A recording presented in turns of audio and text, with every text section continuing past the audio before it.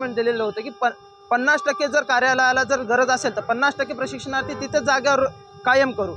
या जोरावर आम्ही हे आजचं मुकमोर्चा नांदेडमध्ये करत आहोत। आमच्या एवढ्याच मागण्या आहेत सरकारला का आम्हाला जे आश्वासन त्यांनी दिलेलं आहे, GR मध्ये पण असं सांगितलेलं आहे की कार्यालयाला गरज असेल तर आम्हाला तिथेच परमनंट करण्यात येईल।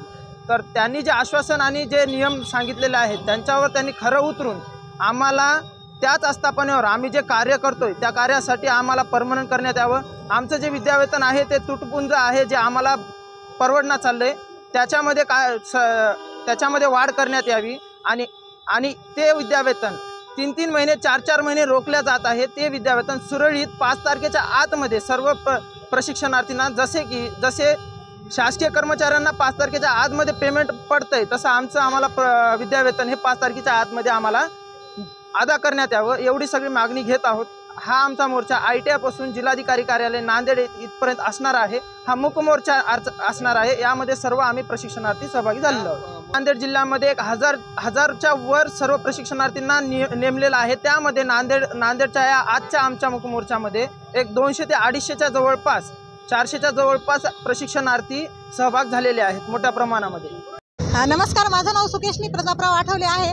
5 महिन्यापूर्वी आम्ही मुख्यमंत्री युवा कार्य प्रशिक्षण योजनेअंतर्गत विविध विभागाअंतर्गत लागलेलो आहोत। आमची नेमणूक 6 महिन्यासाठी केलेली आहे, पण आता 5 महिने संपले, 1च महिना राहिला।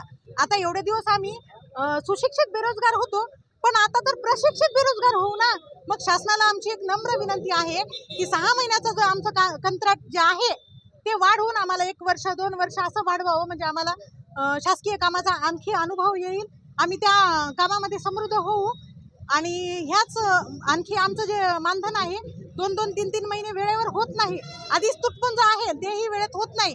त्यासाठी आमची शासनाला मागणी आहे की मानधन वेळेच्या वेळेला द्यावं, मानधनामध्ये थोडीशी का होईना वाढ करण्यात यावी। त्यासाठी आम्ही नांदेड जिल्ह्याचे समस्त युवा प्रशिक्षणार्थी इथे जमलेलो आहोत आणि नांदेड जिल्ह्याचे जिल्हाधिकारी माननीय अभिजित राऊत साहेब यांना आम्ही आमचे निवेदन देत आहोत की आमचा कार्यकाळ वाढवण्यात यावा। शासकीय भरती जी होणार आहे त्यामध्ये आम्हाला 10% जागा राखीव ठेवण्यात याव्या, आमचं मानधन 10,000वरून 20,000 करण्यात यावं। आणि यासाठी आम्ही राज्यव्यापी मोर्चाचे आयोजन केलेले आहे मुंबईला। तर 16 तारखेला माजी खासदार माननीय यांच्या नेतृत्वाखाली आम्ही पूर्ण राज्यातले युवा कार्य प्रशिक्षणार्थी एकत्र येणार आहोत आणि शासनाचं लक्ष वेधणार आहोत की आमच्या मागण्या पूर्ण करा।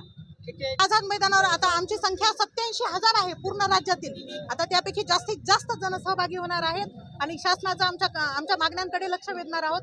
शासनाने आमच्या या मागण्या पूर्ण कराव्यात, आमचा कार्यकाळ वाढावा। परमनंटची तर थोड्या वेळाने बोलू आम्ही, सध्या कार्यकाळ वाढावा, आम्हाला अनुभव येऊ द्यावा। आणि आम्ही जेथे काम करत आहोत तिथे 20-20 वर्षापासून कर्मचारी आहेत, त्यांच्याकडून आम्हाला खूप काही शिकायला मिळत आहे। आणि मग 1-2 वर्ष आम्ही असं कंटिन्यू केलं तर शासनाने आम्हाला परमनंट करण्याचा प्रयत्न